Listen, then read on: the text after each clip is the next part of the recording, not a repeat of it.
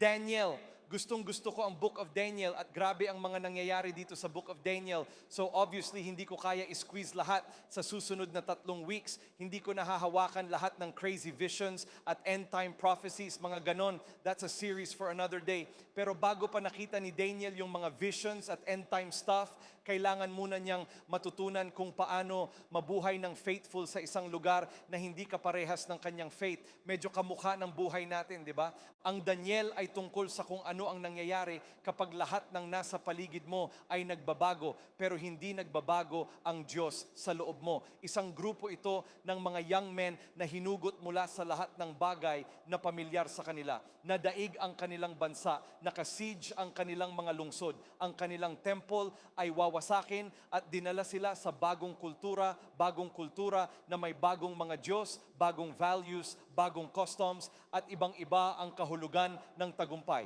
At kailangan nilang sagutin ang tanong na libu-libong taon na ang nakalipas na kailangan din nating sagutin ngayon. At ito lang, paano tayo mabubuhay sa Babylon nang hindi ipapapasok si Babylon sa ating puso? Paano tayo mabubuhay sa isang kultura na hindi tayo naging galit sa lahat ng tao dito? Paano tayo magmahal ng tao nang hindi natin isusuko ang ating mga paninindigan? Paano tayo makikibahagi sa ating society, sa ating trabaho, sa ating schools, sa ating universities? Paano tayo magbubuo ng meaningful relationships, maglilingkod sa ating lungsod kasama ang mga taong hindi naniniwala sa pinaniniwalaan natin? May dalawang madaling paraan para gawin ito at pareho itong wild extremes na may talagang masamang halimbawa. Ang unang paraan ay isolation. Pwede tayong mabuhay na hiwalay sa mga tao. Kung iniisip mo kung ano ito, isipin mo ang cult, isipin mo ang white gowns sa isang island somewhere sa Philippines. Naaalis tayo sa lahat ng masama dahil evil ang kultura. Ayoko ng kinalaman dito. Aatras ako, poprotektahan ko ang sarili ko. Ako lang at pupuna ako sa lahat ng iba. At kakausapin ko lang ang mga taong sang-ayon na sa akin. Isa iyan sa paraan na maharap natin ang mundo. Ang kabilang extreme naman ay assimilation. Ang sabi ng assimilation, gusto kong tanggapin ako ng kultura. Kaya pag iba-ibahin ko na lang ang paniniwala ko hanggang walang meaningful difference sa buhay ko at sa iba. Dalawa ito na sobrang layo sa isa't isa. Ang gusto ko sa Book of Daniel, may binigay siyang third option. Ang paraan ng pamumuhay ni Daniel ay nagbibigay sa atin ng third option at ang third option ay ito. Kaya ni Daniel maglingkod kay Babylon nang hindi sumasamba kay Babylon. Natutunan niya ang wika ng Babylon nang hindi hinayaan si Babylon na baguhin ang kanyang identity. Nagtrabaho siya para sa mga pagan kings pero hindi niya ginawang mga Diyos. Magalang siya, respectful siya, marunong siya, at excellent siya. Pero alam din niya kung kailan sasabihin hindi. At ginawa niya lahat ito sa isang totally new culture. Alam ba ninyo kung gaano hirap lumipat sa bagong kultura at mabuhay dito? Ilan sa inyo naranasan ko na ito. Kung iniisip ninyo, ay mahirap lumipat sa Philippines. Hindi naman mahirap lumipat dito sa Philippines. Sa akin, mahirap ang lumipat sa Australia. Kung hindi ninyo alam ang story ko, ipinanganak ako dito.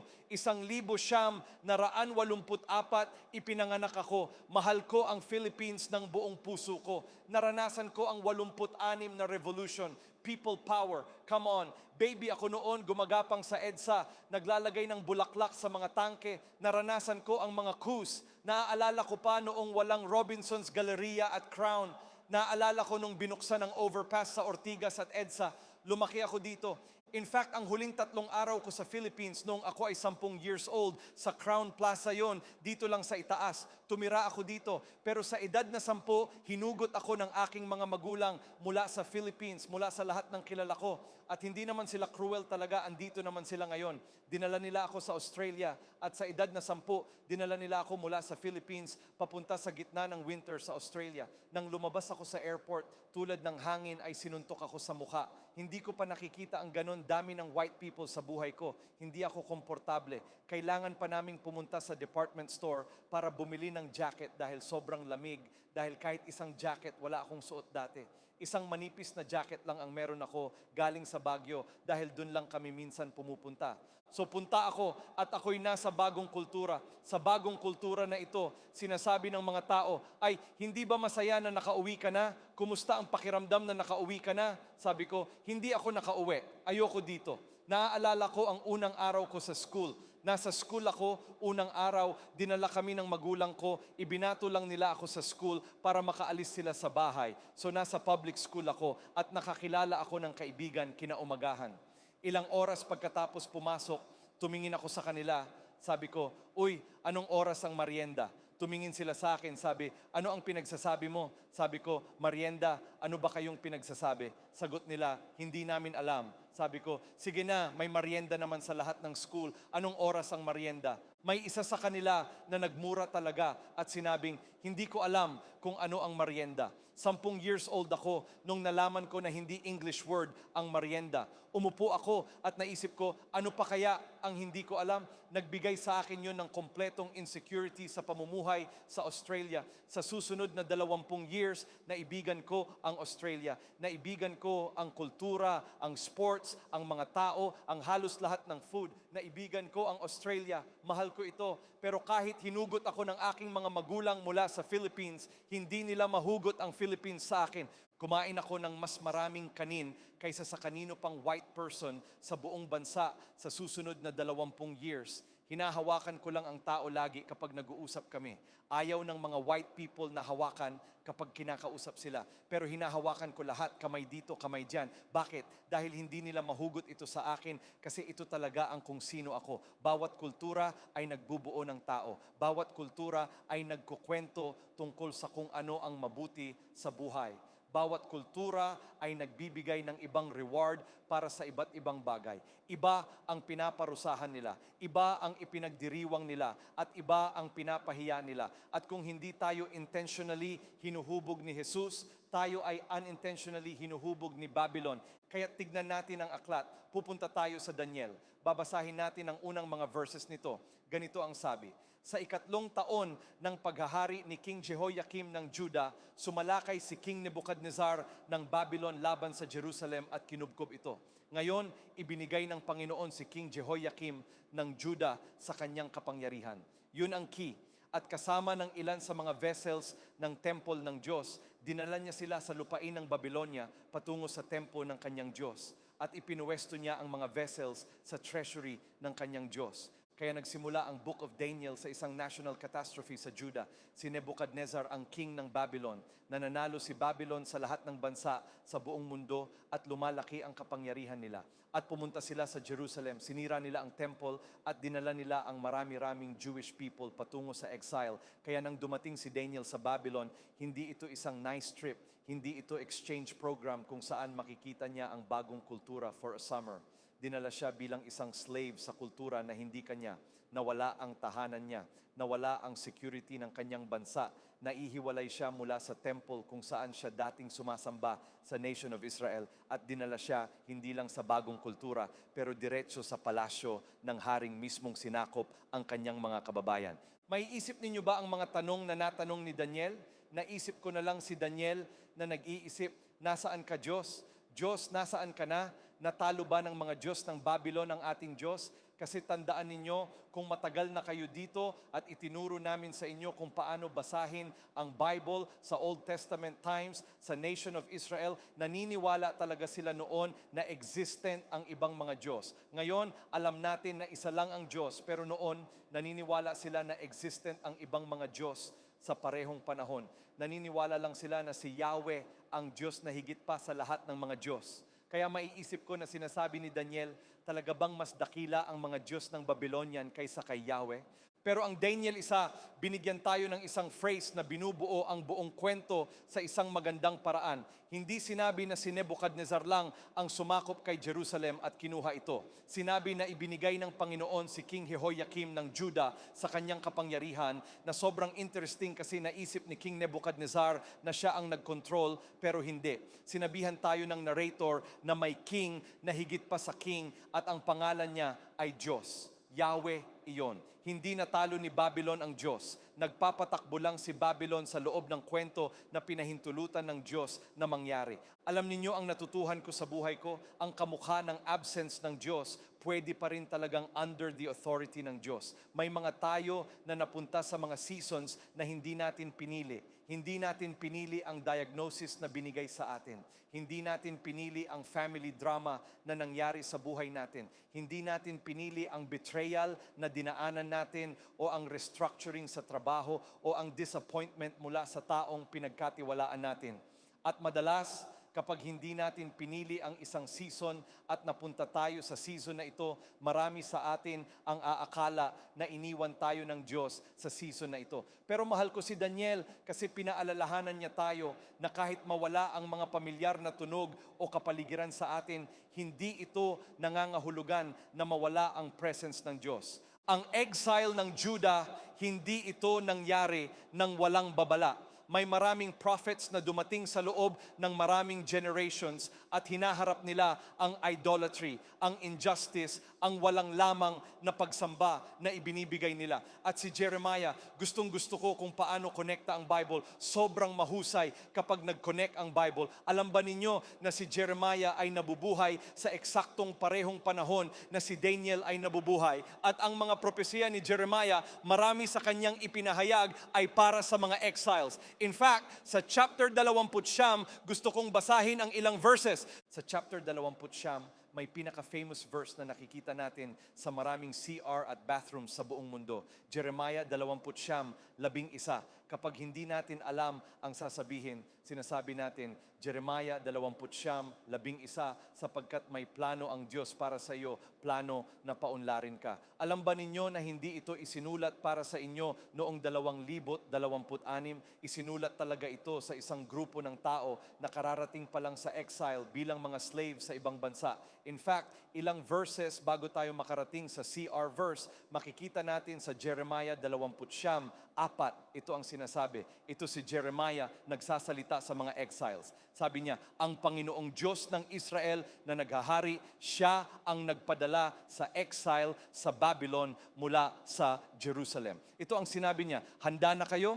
Magtayo kayo ng mga bahay at manirahan. Magtanim kayo ng mga hardin at kainin ang kanilang bunga. Mag-asawa at magkaroon ng mga anak na lalaki at babae. Hanapan ninyo ng asawa ang inyong mga anak na lalaki at ipakasal ninyo ang inyong mga anak na babae para silang magkaroon din ng mga anak na lalaki at babae. Dumami kayo, huwag kayong kumonte, magtrabaho kayo para makita ninyo na ang lungsod na pinadalhan ko sa inyo bilang exiles ay nagtatamasa ng kapayapaan at kasaganaan. Ipanalangin ninyo ito sa Panginoon sapagkat sa kaunlaran nito, magiging maunlad din kayo. Hindi ba ito kagilagilalas? Nagsasalita si Jeremiah ng mga salita ng Diyos. Hindi niya sinabi, uy, magalit kayo sa Babylon sa loob ng 70 years at tumayo sa labas ng Babylon, sisigaw kung gaano ito kasama. Hindi niya sinabi yon. Sinabi niya ang kabaligtaran. Sabi niya, uy, kapag nandyan kayo, magtanim, magtayo, magpalaki ng pamilya, magtrabaho, magdasal, hanapin ang kapayapaan at kasaganaan ng lungsod. Sinasabi ni Jeremiah sa mga exiles kung paano maninirahan sa Babylon. At ipinapakita ni Daniel kung ano ang tikim nito sa loob ng mga institutions ng Babylon. Hindi tayo tinawag para sa assimilation o isolation. Tinawag tayo para sa faithful presence. At ano ang kahulugan nito? Ang paghanap sa kabutihan ng lungsod nang hindi isusuko ang ating allegiance sa Diyos. Ito ang kahulugan nito. At ito ang tawag sa atin, Favor Church, sa lungsod ng Metro Manila o sa lungsod kung saan man kayo galing. Tinawag tayo na paglingkuran ang lungsod na ito. Ipinapanalangin natin ang lungsod na ito. Nagtatayo tayo ng healthy businesses sa lungsod na ito. Nagtatayo tayo ng healthy families sa lungsod na ito. Aalagaan natin ang mahihina sa lungsod na ito. Dinadala natin sa lungsod na ito ang creativity, generosity, justice, honesty, healing. Dinadala natin ang pag-asa sa lungsod na ito. Pero ang pinakamalalim nating allegiance, kailanman ay hindi dapat sa lungsod na ito. Hindi ito pwedeng sa political party. Hindi ito pwedeng sa susunod o kasalukuyang president. Hindi ito pwedeng maging sa iyong sariling pamilya o sa iyong banday o sa iyong PBA team. Ang inyong pinakamalalim na allegiance ay hindi dapat ito kay Jesus. Word iyan para sa Tito Danny, saan man kayo. Hindi pwede kay Jesus dapat. Siya ang dapat na ating pinakamalalim na allegiance. Kaya tignan natin kung ano ang buhay sa Babylon. At matuto tayo mula kay Daniel. Ang unang punto ngayon ay ito. Gustong hubugin ka ni Babylon. Nabubuhay tayo sa Babylon. Sa labas ng 4 na pader na ito, Babylon ang lahat. At gustong hubugin ka ni Babylon. Magpatuloy tayo sa pagbabasa.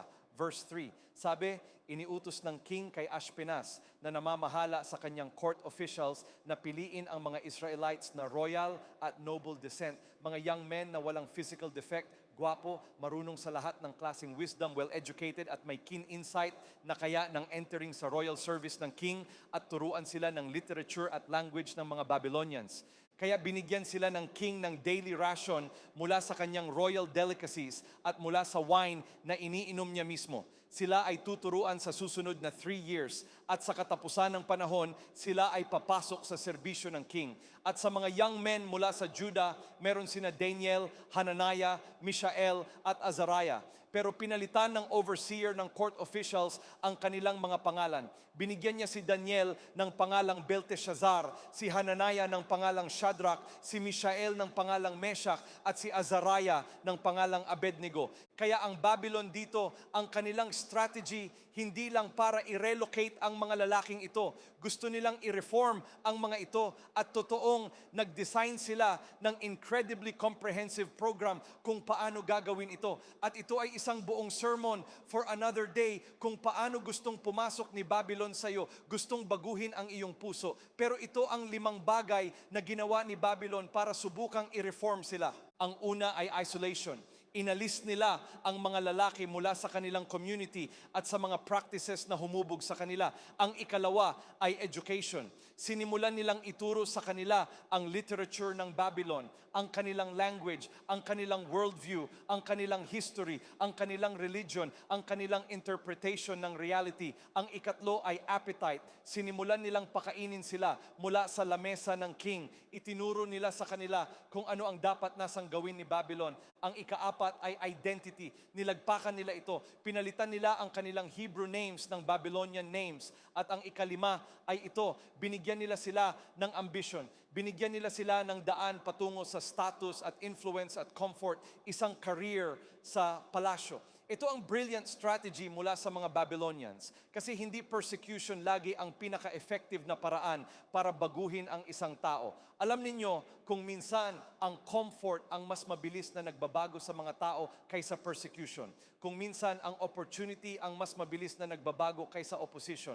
Kung minsan hindi ka pinipisil ni Babylon at sinasabihan, tanggihan mo ang Diyos. Kung minsan sinasabi lang niya, ito ang mas magandang buhay, ito ang lugar sa lamesa namin, ito ang acceptance na hinahanap mo dati. Kailangan mo lang gawin ang gusto naming mahalaga. Kita mo, ganito nangyayari. Dahan-dahan nagtatrabaho si Babylon, binabago kung ano ang normal hanggang ang compromise ay hindi na parang compromise. At ito ang dahilan kung bakit ang discipleship ay dapat higit pa sa 2 oras sa Sunday na pumupunta ka sa church. Dapat mas malaki ito kasi sa sandaling umalis ka, kakantahan mo, sisigaw ka ng hallelujah, magsasabi ka ng amen sa aking serbisyo. Actually, pwede pang mas malakas ang inyong amen. Yun lang ang gusto ko sabihin. Pero sa sandaling lumabas ka dito, sinimulan ng gawin ka disciple ng buong mundo. Ginagawa kang disciple ng iyong phone. Ginagawa kang disciple ng iyong social media feed. Ang mga voices na kinikilala mo, na lagi mong pinakikinggan sa mundo mo. Ang mga taong hinahangad mo ang approval nila, sila ang nagdiscipline sa iyo. Ang advertising ang naghuhubog ng iyong pangunawa sa kung ano ang isang mabuting buhay. Ang political content ang naghuhubog ng iyong pangunawa sa sino ang iyong kaaway. Ang pornography ang naghuhubog ng iyong pangunawa sa iyong katawan at intimacy. Ang consumerism ang naghuhubog ng iyong pangunawa na kailanman hindi ka magkakasapat, kaya lagi mo pang kailangan. Ang trabaho mo mismo ang naghuhubog ng iyong pangunawa sa kung ano ang tagumpay. Ngayon, pakinggan ninyo ako. Hindi ko sinasabing tumakas kayo mula sa lahat. Ang education ay mabuti. Entertainment, technology ay great. Business, public life, politics, lahat sila ay mabubuting bagay. Hindi tumakas si Daniel. Natutunan niya ang literature ng Babylon. Naging excellent siya sa system. Ang tanong ay hindi kung tayo ba ay makikibahagi sa kultura. Ang tanong ay kung nakikita natin kung paanong ang kultura ay nakikibahagi sa paghubog sa atin. Yun ang dapat natin intindihin. Nagawa na ba ninyo ang mag-binge watch sa Netflix na sobrang tagal kaya may lumalabas na message, "Are you still watching?" Come on, may nagawa na nito, nakatulog ka at nagising sa susunod na araw at nakapaskil pa rin ito na may message, "Are you still watching this program?"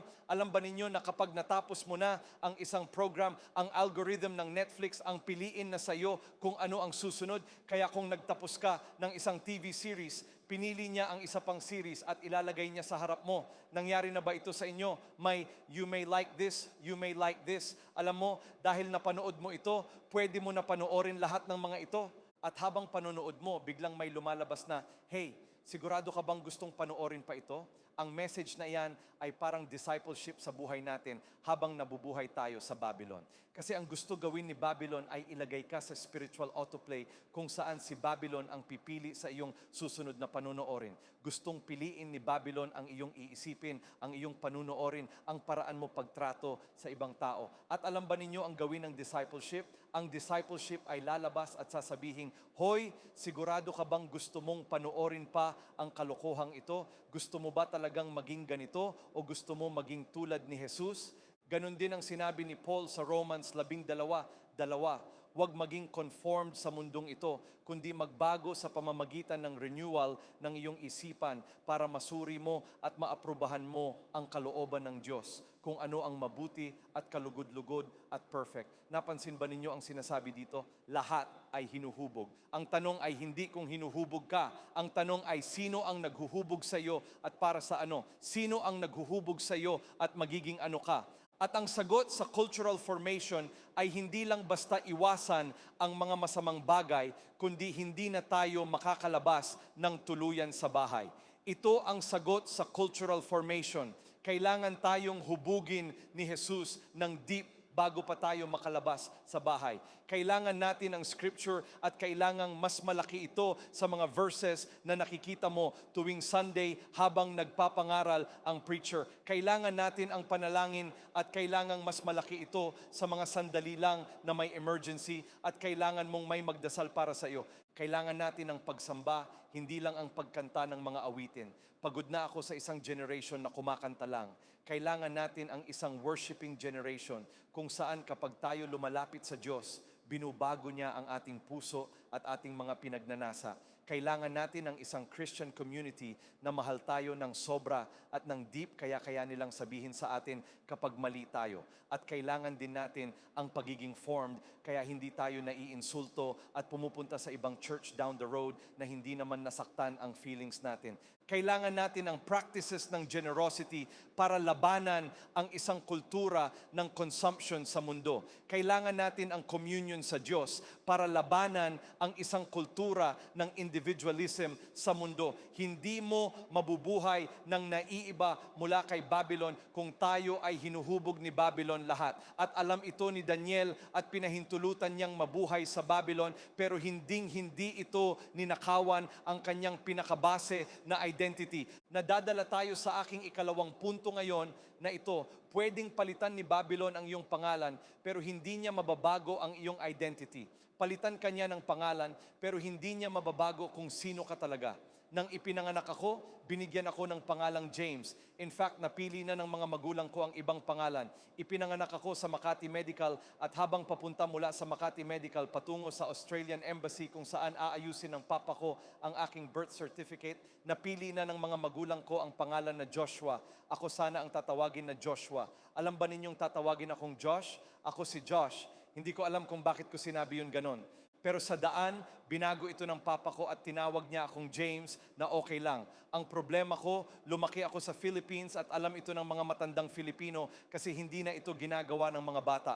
Pero hanggang edad na 5, akala ko ang pangalan ko hindi lang James. Akala ko ang pangalan ko ay Joe. Hey Joe, Joe, Joe, di ba? Hey Joe, talagang akala ko Joe ang pangalan ko kasi saan man ako pumunta, may matatandang lalaki na sisigaw sa akin, Joe, lagi. At para sa mga kabataan na walang idea kung ano ang pinagsasabi ko, dati, bawat white man sa Philippines ay tinatawag na Joe kasi kinatawan namin ang G.I. Joe. Dahil sa mga Americans at lahat na yan. Akala ko James ang pangalan ko, pero Joe pala. Sa Daniel chapter 6, binigyan tayo ni Daniel ng kanilang Jewish names at ang mga Jewish names na ito ay konektado sa kanilang Jewish God. Pero sa verse 7, binigyan tayo ng Babylonian names na inilagay sa kanila. Belteshazzar, Shadrach, Meshach, at Abednego. Ang Hebrew names ay konektado sa Diyos ng Israel. Ang Babylonian names ay ikinonekta sila sa Babylonian religious culture. Sinusubukan nilang ipaalam sa mga batang lalaking ito na ang kaharian na kinasasakop nila ngayon ay may kapangyarihang baguhin ang kanilang pangalan. Sinasabi ni Babylon, sasabihin namin sa iyo kung ano ang tawag sa iyo ngayon. At pwede nilang baguhin ang pangalan sa file ni Daniel. Pwede nilang baguhin ang pangalan na sinisigaw sa buong palasyo, ang isinigaw ng mga officials. Pwede nilang baguhin ang pangalan sa kanyang title card, pero hinding-hindi mababago ni Babylon kung sino talaga si Daniel bilang isang tao. Kita mo, pwedeng subukan ng kultura na palitan ang iyong pangalan, pero hindi niya kapangyarihan na baguhin ang totoong ikaw. At tayo, bawat isa sa atin, malalabas tayo sa Babylon at sisikapin ng mga tao na maglagay ng labels sa bawat isa sa atin. Iba't ibang labels ang subukan nilang ilagay. Meron success, meron failure, meron sobra ka na, meron kulang ka pa, iba naman conservative ka, iba sobra kang progressive, meron single ka, kasal ka, diborsyado ka, addicted ka, tinanggihan ka, influential ka, irrelevant ka. At totoo ang ilan sa mga labels na ito at maaaring naglalarawan sila ng totoong parte ng iyong experience.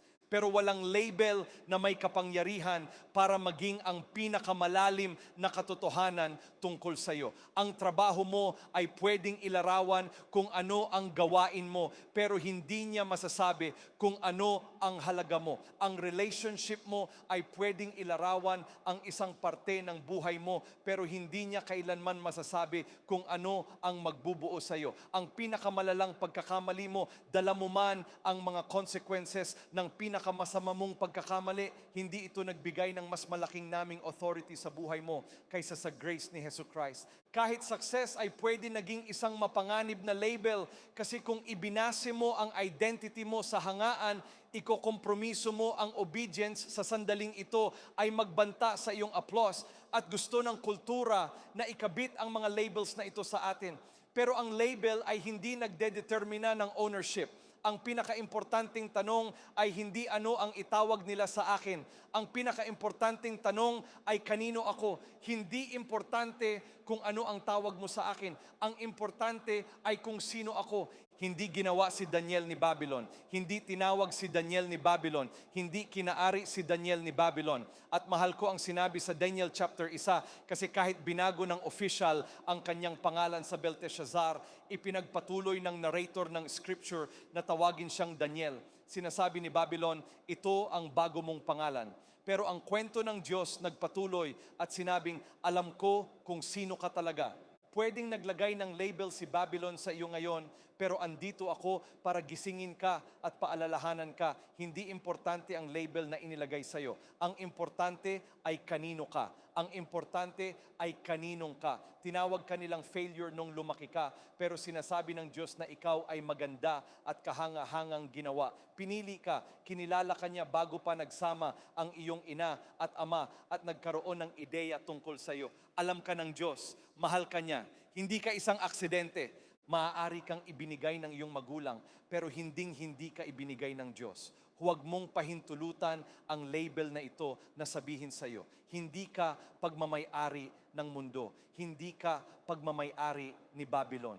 hindi ka tinawag nila. Ang Diyos ang tumawag sa iyo. Ang Diyos ang may-ari sa iyo. Ang Diyos ang tumawag sa iyo ngayon. Amen. Pero kailangan mo nang bitawan ang pagsubok na masiguro na maiintindihan ka ng lahat. Ayaw kong maling maintindihan, ayaw kong isipin nila ng maling bagay tungkol sa akin. Ito ang bagay na sobrang nahirapan ako nang mag-online ang church namin. Iniwasan kong mag-online kasi ayaw kong makipag-deal sa mga trolls.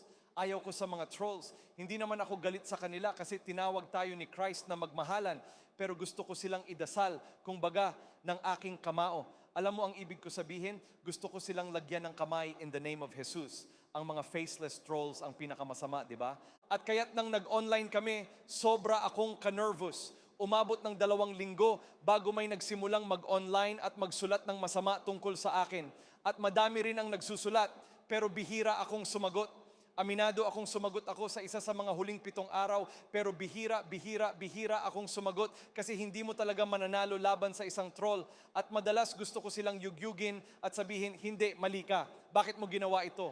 Nag-post ang mga tao online at sinabing, hindi siya naniniwala sa hell, heresy siya, may demonyo sa kanya.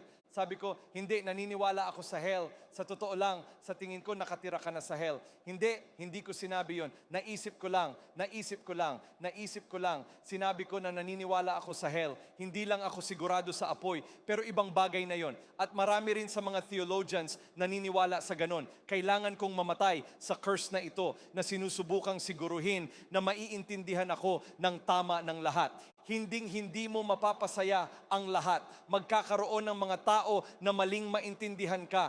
Kaya mong mabuhay na maling maintindihan kung alam mo kanino ka. Kaya ni Daniel maglingkod ng faithful sa palasyo kasi ang palasyo hindi ang pinagmulan ng kanyang identity. At kung hindi ang palasyo ang pinagmulan, hindi maalis ng palasyo ang iyong identity. Kung ang iyong trabaho ang nagbigay sa iyo ng identity, kapag nawala ito, mawawala ka sa sarili mo. Kung ang iyong relasyon ang nagbigay sa iyo ng identity, ang rejection ay pagdudahin ka sa halaga mo. Kung ang success ang nagbigay sa iyo ng identity, kapag nahit ka ng failure, sisirain ito ang iyo. Kung anuman ang nagbigay sa iyo ng identity, makakuha ito ng kapangyarihan na kontrolin ka. At ito ang dahilan kung bakit hindi natin pwedeng ibase ang identity natin sa anumang ibinigay ni Babylon. Kasi kung ito ay pwedeng ibigay ni Babylon, pwede rin niyang kunin. Pwedeng i-promote ka ni Babylon ngayon at palitan ka bukas.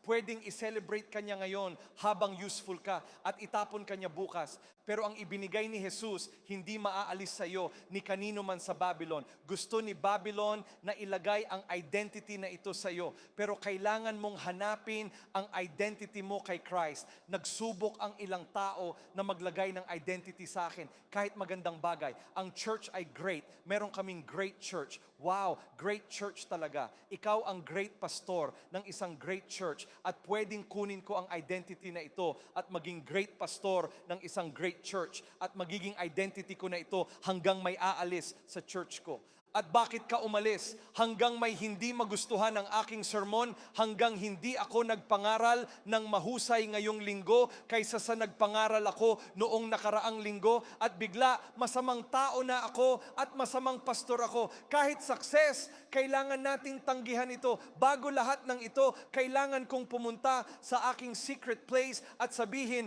hindi ako yun, anak lang ako ng Diyos, anak ako ng Diyos at kailangan kong hanapin ang identity ko sa Kanya. Kay Jesus lang ako mahal. Kay Jesus lang ako pinatawad na ako ay inadopt, na ako ay ginagawang bago. Hindi ako ang na-achieve ko. Hindi ako ang nawala sa akin. Hindi ako ang tawag mo sa akin. At hindi ako ang pinakamasamang bagay na nagawa ko. Kay Jesus ako. At kapag alam mo na kanino ka, hindi ka na kailangan mag-perform para sa bawat boses na tinatanong kung sino ka. Ngayon pakinggan ninyo, hindi ito nangangahulugan na huwag na kayong makinig sa pagtuwid. Huwag lang kayong basta hindi papansinin ang tama at sabihin hindi bale, wala akong pakialam sa iba. Pare, kung secure ka, madali mong tanggapin ang pagtuwid kasi ang pagtuwid ay hindi condemnation sa iyo. Kaya kong aminin na mali ako at hindi nito ako ginagawang walang halaga. Kaya kong ipagdiwang ang tagumpay ng iba nang hindi nababawasan ang aking sarili. Kaya kong mabigo nang hindi nawawala ang sarili ko. Kaya ni Daniel na mabuhay ng faithful sa Babylon kasi ang kanyang identity ay naayos na sa isang lugar na hindi kayang abutin ni Babylon. Huwag mong pahintulutan ang isang temporary culture na mag-define ng eternal identity. Huwag mong ibigay sa ibang tao ang mas malaking naming authority kaysa sa Diyos na naglikha sa iyo. Hindi ka sumusunod para makuha ang identity. Sumusunod ka kasi ang grace ay ibinigay na sa iyo. Magandang pagkakataon ito para sasabihin amen at pumalakpak at ibigay ang pagpuri sa Diyos para sa identity na ibinigay niya sa iyo. Ang huling bagay na kailangan nating matutunan tungkol sa pamumuhay sa Babylon ay ito. Kailangan nating malaman kung sino tayo bago pa dumating ang pressure. Magpatuloy tayo sa pagbasa. Daniel 1:8. Pero pinasyahan ni Daniel na hindi niya dudumihan ang kanyang sarili sa royal delicacies o sa royal wine. Kaya't hiniling niya sa overseer ng court officials na hindi na siya dumihan ang kanyang sarili. Ito ang turning point sa kwento ni Daniel. Napagdesisyon na niya ito. Ibig sabihin, itinatag na niya sa kanyang puso na ito talaga ang mangyayari.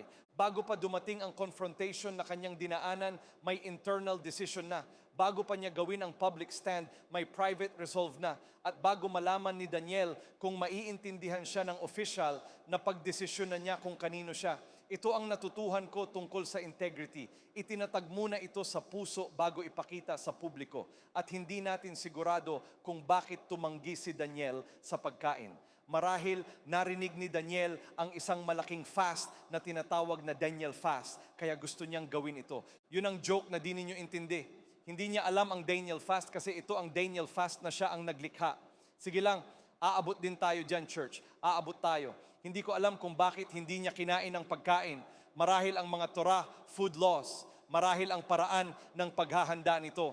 Hindi ko alam. Pero alam kong tiningnan ni Daniel ito bilang isang malinaw na hangganan ng covenant faithfulness na hindi niya tatawirin. Kagilagilalas ito kasi mahal ko ang maturity ni Daniel at kung paano niya niresolba ang buhay sa Babylon kasi hindi niya tinatanggihan lahat ng bagay sa Babylon.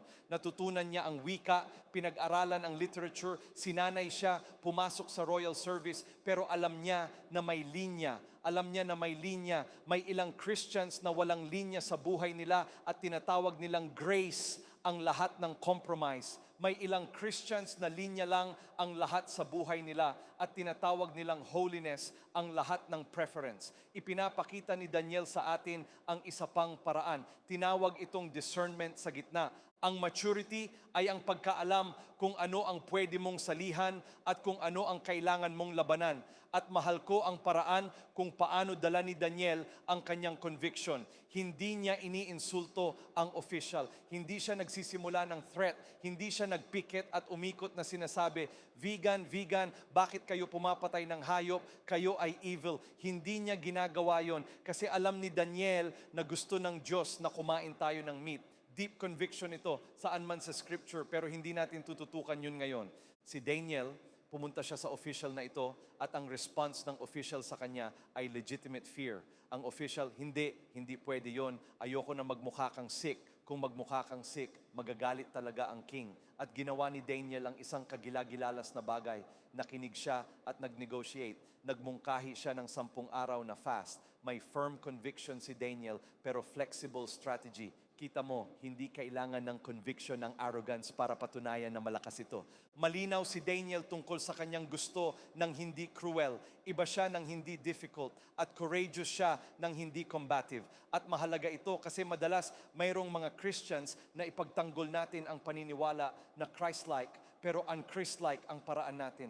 Ang pagiging tama mo, hindi nangangahulugan na tama ang paraan mo. Ang grace ay hindi nangangahulugan na walang conviction at ang conviction ay hindi nangangahulugan na walang kabaitan.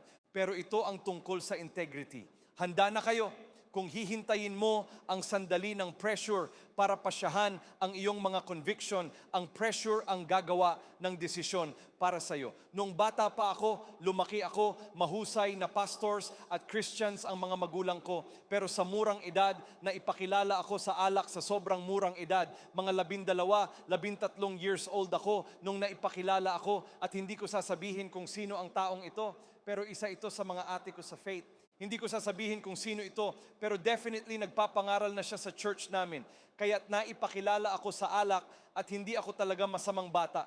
Gustong gusto ko lang ang alak at masamang trato ko ang mga babae, ganun lang. At sa Australia, may malaking binge drinking culture. Noong ako'y 17, nandito ako sa Philippines nag-aaral. Nakita ko si Jesus, radikal na hinawakan ni Jesus ang buhay ko. Meron pa akong mga kalokohang ginawa dahil sa isang magandang bagay na tinatawag sanctification journey kung saan hindi tayo perfect agad pero paunti-unti tayong nagiging kamukha ni Christ. Pero nang bumalik ako sa Australia nung ako'y 18, alam ko na kung gusto kong magkaroon ng magandang relationship kay Jesus, kailangan kong alisin ang dalawang bagay na sobrang nakasama sa buhay ko at sobrang nagpapadistract sa akin at ito ay ang alak at mga babae. Gusto lang ninyo malaman, bumalik ako sa mga babae. Sinasabi ko lang sa inyo, bumalik ako. Nag-asawa ako in the name of Jesus. Pero mabuti naman ang trato ko sa babae ngayon, di ba? Kate, mabuti ba ang trato ko sa iyo? Mabuti? Pwede mo sabihin ng malakas para makita ng lahat? Kailangan ko lang ng affirmation. Kailangan mo akong patunayan. Hinahanap ko ang identity ko sa iyo. I convict me, Lord. Nakuha ko itong trabaho at cool na trabaho ito. Isa ito sa mga dream jobs ko. Nagtrabaho ako sa surf shop at mahal ko ang pag-surf. Dati akong may mahabang blonde hair na bumaba sa mukha ko. Nag-lead ako ng worship at ipina-flick ko ito paatras kapag ako ang nagliliwanag. At mahal ko ang shop na ito kasi mahal ko ang surfing, mahal ko ang fashion at binigyan nila ako ng discounts sa shop. Pero sa shop, punong-puno ito. Halos lahat ng nagtatrabaho dito, hindi ko alam paano sabihin ito ng mabuti. Mga agents sila ni Satan. Ginagawa nila ang mga utos niya. Sobrang hirap na environment na magtrabaho. At kinuwestiyon ito ang aking mga conviction, especially tungkol sa alak. Tinapos ko na ang alak pero alam ko mahina pa rin ako. Kaya kapag mahina ako, iniiwasan ko ito ng buo. Hindi ako pupunta kung nasan ito. Hindi ako papunta kung nasan ito. Pero pinasimulan ng Panginoon na bigyan ako ng lakas para maging malapit dito ng kaunti.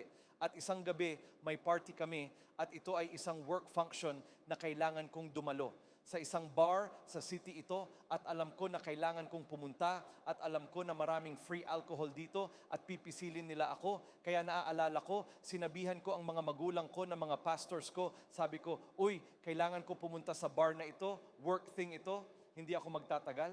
Saturday night ito at church kinabukasan at ako ang nagliliwanag ng worship. Kaya pumunta ako sa event na ito. Pero ito na ang buong punto ng kwento ko na pagdesisyon na ko ang aking conviction bago pa ako dumating. Alam ko na bago ako dumating kung ano ang stance na gagawin ko. Hindi ako papasok sa paraan na papasukan nila lahat at bibigyan nila ako ng hirap. At dumating ako, James, come on, uminom ka. Sabi ko, hindi ako umiinom niyan. Alam mo, hindi talaga. Sige na, uminom ka. Alam mo ba kung ano ang mas nagpahirap dito? May isa pang Christian na nagtratrabaho dito rin.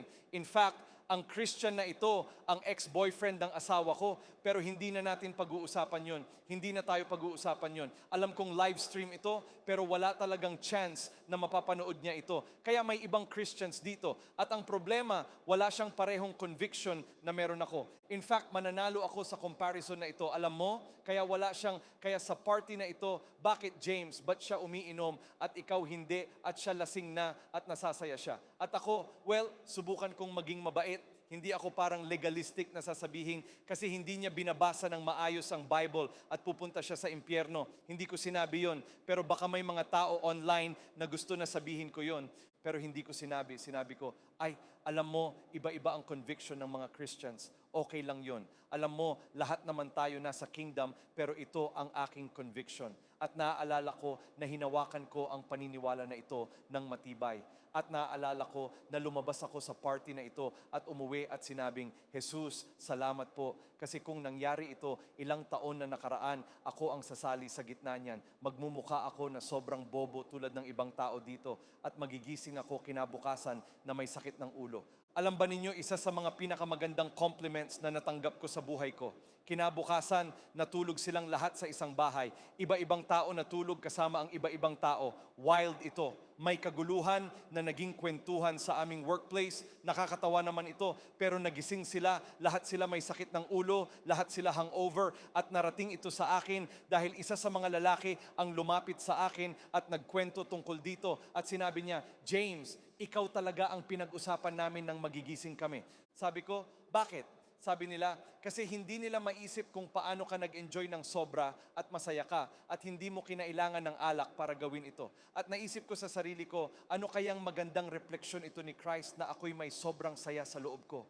Hindi ko kailangan ng artificial substances para bigyan ako ng kagalakan at hindi ko sila pinaramdam masama o kayo umiinom, kayo terrible, mahal ko sila. At naging safe place ako kung saan pwedeng dumating ang mga tao at makipag-usap. Pero kailangan kong gawin ang desisyon sa aking private space bago ako dumating doon. Kasi kung dumating ako, sasabihin ko sa inyo, ako ang, sige na, maaari, sige na, walang alam. Kailangan kong gawin ang conviction na ito sa aking puso bago ako dumating doon. Gusto ko kayong hamunin. Napagdesisyon na ba ninyo bago pa kayo pumasok sa Babylon?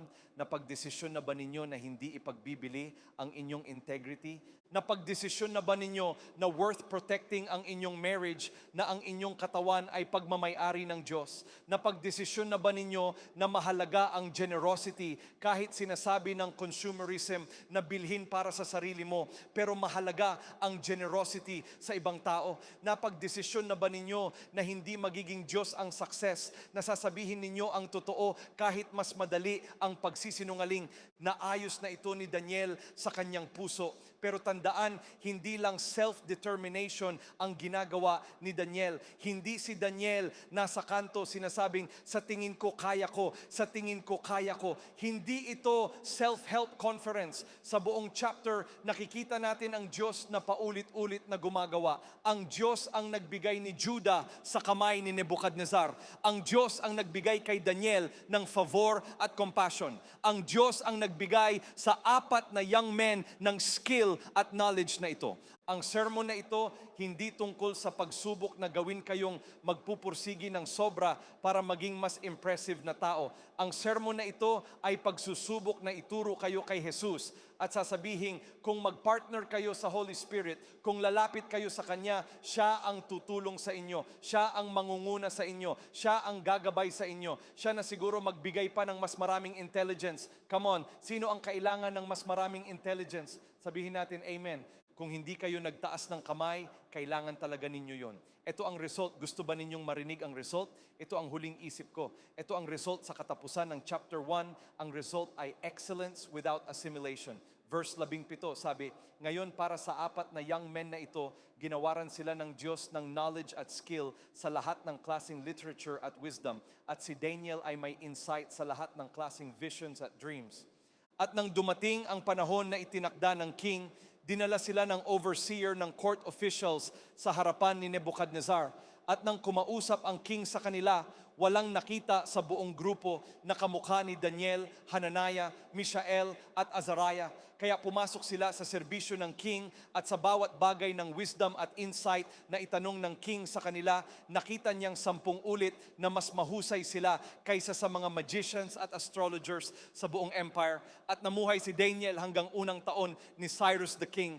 Sige, huwag ninyo malimisread ang Bible. Huwag ninyo gawing 10-day diet na gagawa kayong 10 times na mas matalino kaysa sa lahat ng inyong mga katrabaho. Hindi ipinapangako ng text na ito na ang gulay ang gagawa sa inyo na mas matalino. Pero ang text na ito ay wastong nagbigay ng credit sa Diyos. Ang Diyos ang nagbigay ng knowledge at skill. Ang excellence nila ay hindi isang formula para sa guaranteed promotion. Ito ang bunga ng grace, discipline, wisdom, at faithful vocation. Hindi nila tinanggihan ang education ng Babylon. In fact, naging excellent sila dito. Hindi nila iniwasan ang public service. In fact, ginawa nila ito. Hindi sila naging less capable kasi may mga conviction sila. Ang kanilang mga conviction, sila mismo ang naging parte ng isang trustworthy at excellent na buhay. Pwede ko sabihin sa inyo, church, huwag hayaan ang spiritual passion na maging dahilan sa incompetence. Kasi Christian ka, hindi nangangahulugan na kailangan mong maging tanga at tamad. Passionate ako kay Jesus? Great. Alam ba ninyo ang magandang paraan para ipakita na passionate kayo kay Jesus? Dumating sa oras sa trabaho. Magtrabaho ng husto. Huwag skip ang inyong lunch break sa trabaho. Huwag kayong kumuha ng extra na petty cash. Maging kabaitan sa mga tao sa paligid ninyo. Huwag kayong pumasok sa bribery. Maging Jesus talaga sa inyong workplace. Maging Jesus Christ sa inyong workplace. Maging magandang halimbawa kung sino si Jesus. Kung negosyante kayo, maging honest sa inyong tao. Kung guro kayo, turuan ninyo ang inyong students ng mabuti. Kung gumagawa kayo ng commitments, tuparin ninyo ito. Please naman, huwag hayaan ang Diyos na tumingin mula sa langit at sabihin, hindi ako yun. Ang mabuting kaibigan naming Pastor Shane Willard ay sobrang nag-challenge sa akin kasi kapag tinatanong nila siya kung Christian ba siya, ang sagot niya, ano ang definition mo? Kasi kung minsan ayaw kong tawagin akong Christian, kung ang Christian ay yung pumipikit at galit sa labas, hindi naman ito kamukha ni Jesus. Mas gusto kong tawagin ako na follower ni Jesus kaysa Christian. Kasi ang mga followers ni Jesus, kamukha nila si Jesus. Yun ang sinusubukan kong gawin tulad ni Jesus. Hindi ko sinusubok na tularan, sumakay ako ng Grab. Ano ang gawa mo, sir? Ganon, gumagawa ako ng negosyo. Anong klaseng negosyo? Ito ang gawa ko. Ano pa, sir? Nagpangaral po ako sa isang church. Lagi kong sinusubok gawin ang church thing last dahil sa sandaling sabihin kong church. Church, anong church galing ka? Anong klase ng church ito? Yung theto ba na hindi pwedeng magkasama ang lalaki at babae sa upuan? Hindi ko kaya ito. Galing ka ba sa church na yun sa Davao? Ikaw ba ang anak ng Diyos? Hindi ako yun. Hindi ako nasa FBI's most wanted list. Pero sinubukan nila akong lagyan ng label. Ay, born again ka. Ay, born again ka. Ay, oo, born again ako. Ay, born again ka. At sasabihin nila, Christian din ako. At magkakaroon kami ng conversation. Pero sinubukan nila akong lagyan ng label. Ay, born again ka. Born again ka. Born again ka. At ganon, naiintindihan ko ang label. Nagbigay ito ng paraan sa mga tao. Pero ayaw kong tawagin akong Christian. Gusto kong tawagin akong Christ follower. At alam kong may magagalit sa akin online sa pagsabi ko nito. Pero gusto ko lang tawagin akong isang taong kamukha ni Jesus, kumikilos tulad ni Jesus, nagsasalita tulad ni Jesus, nagpapamalas ni Jesus. Kung dala mo ang pangalan ni Jesus sa iyong mundo, siguraduhin mong kumikilos ka na nagpapamalas sa Kanya. Ay mahal ko ang huling verse na nagsasabi kung paano natatapos ang kwento. Sabi, si Daniel ay nabuhay hanggang sa unang taon ni Cyrus the King. Ito talaga kagilagilalas. Dumating si Daniel kasama si Nebuchadnezzar sa Babylon at sa panahong siya ay namatay, sabi ng mga historians, mga 70 years na ang lumipas si Cyrus mula sa Persia, ang king na ngayon. Nakaligtas si Daniel sa administrative changes, sa pagbabago ng empires, pagbabago ng mga tao sa kapangyarihan, pero nanatiling faithful si Daniel sa buong panahon. Nabuhay siya ng isang buhay na mas matagal kaysa sa empire na sumubok mag-redefine sa kanya. Para sa mga kabataan sa kwarto na ito, ang inyong Babylon pwedeng mukhang tumatagal magpakailanman habang kayo bata pa. Pero sinasabi ko sa inyo, hindi ito tatagal. Ang mga bagay na sobrang importante ngayon sa loob ng 5 taon, hindi na ninyo maalala. Ang approval na hinahanap ninyo ngayon, eventually mawawala ito. Ang trend na sinusunod ng lahat ngayon, mawawala ito. Sobrang bilis mawala ang mga trend. Sinabi ko na ito nung unang service. Meron ba dito nag-aalala pa sa Harlem Shake? Grabe kabobo yun. Nag-shake-shake lang kami. Ito ang Harlem Shake. At meron din yung freeze, isa kung saan lahat kami nag-freeze. At ngayon ang mga anak ko, ginagawa ang stupid na 67 thing lagi. Sobrang dumb naman. Pero it too shall pass, di ba? Ang mga trend, dumarating at umaalis. Ang sistemang ito, pwedeng mukhang permanent, pero eventually, kokolapse ito. Huwag ninyong isuko ang eternal identity para sa temporary acceptance. At kahit mahal ko ang halimbawa ni Daniel na nabuhay sa Babylon, sa church natin, sino ang king ng church natin? Si Jesus. At kahit gaano magaling si Daniel, hindi na siya makakaparis kay Jesus kasi dumating si Jesus at ipinakita niya sa atin kung paano mabuhay sa mundo ng hindi hinuhubog ng kasalanan nito. Ipinakita niya sa atin kung paano kumain kasama ang mga makasalanan nang hindi na kailangang magkasala para tanggapin nila siya. Ipinakita niya sa atin kung paano galawin ang marumi nang hindi tayo mismo naging marumi. Ipinakita niya sa atin kung paano magpakita ng compassion nang hindi isusuko ang katotohanan. Kung paano harapin ang religious hypocrisy nang hindi mawawala ang pag-ibig. Ipinakita niya sa atin na hindi niya kinailangan tanggapin ang shortcut na iniaalok ng dyablo para maghari sa mga kaharian ng mundo, pero ginawa niya ito sa mahirap na paraan at sa mahabang paraan. At bago pa siya umakyat sa krus, sinabi niya ang pinakakagilagilalas na panalangin sa John 17:15. Sinabi niya, hindi ko hinihiling sa iyo. Nagsasalita siya sa Ama tungkol sa kanyang mga disciples. Hindi ko hinihiling na alisin mo sila sa mundo. Kasi ang ilan sa inyo dyan ay Babylon, sobrang hirap. Diyos, alisin mo ako sa Babylon. Sorry, hindi hinihiling ni Jesus na lumabas kayo sa Babylon. Ito ang sinasabi niya. Pero panatilihin mo silang ligtas mula sa masama. Hindi sila kabilang sa mundo kung paano ako hindi kabilang sa mundo. Ihiwalay mo sila sa katotohanan. Ang iyong salita ay katotohanan. Kung paano mo ako ipinadala sa mundo, ganun din ipapadala ko sila sa mundo. Di ba kagilagilalas ito, hindi nagdarasal si Jesus, Ama, protektahan mo sila mula sa lahat ng hindi sang-ayon sa kanila. Ama, gawin mong hindi mahalata para walang mararamdaman na uncomfortable. Hindi niya sinabi ang mga ganon. Sinabi niya, Ama, protektahan mo sila kasi magiging mahirap ito. Kasi kung talagang mabuhay sila para sa akin sa Babylon, magkakaroon ng mga bagay na mangyayari. Hindi tayo taga-mundo, pero ipinadala tayo sa mundo. Hindi tayo tinawag na magtayo ng bunker dito sa church na itago natin ang ating mga sarili at ingatan tayo mula sa masamang mundo sa labas. Tinawag tayo na sundan si Jesus at dalhin siya sa ating trabaho, dalhin siya sa ating mga pamilya, dalhin siya sa ating mga paaralan, dalhin siya sa saan man tayo pupunta. Ang church ay hindi ang taguan mula sa mundo. Ito ang mga tao na hinubog ni Jesus at ipinadala pabalik sa mundo na may pag-ibig. Yun ang church. Kaya gusto ko kayong bigyan ng 3 tanong para tapusin. Handa na kayo dito? 3 tanong na kailangan ninyong itanong sa sarili ninyo. At sa loob ng ilang minuto, idadasal ko ito sa inyo. At sa totoo lang, hindi lang ako ang idadasal ito sa inyo. Gusto ko na idasal ninyo ito sa mga sarili ninyo kasi ang Holy Spirit ang mag-convict sa inyo sa sandaling ito. Ito ang 3 tanong. Ang una ay ito. Ano ang naghuhubog sa inyo ngayon? Ano sa Babylon ang naghuhubog sa inyo? Ano ang naghuhubog sa inyo na hindi dapat naghuhubog sa inyo ngayon? Ang ikalawa ay ito. Anong pangalan ang ibinigay ni Babylon sa inyo na sinimulan ninyong paniwalaan? Marami sa mga taong tinulungan natin sa church, nabubuhay sila sa ilalim ng mga maling pangalan na ibinigay sa kanila mula pa noong pagkabata. Ikaw ay failure, hindi ka gusto, walang mahal sa'yo.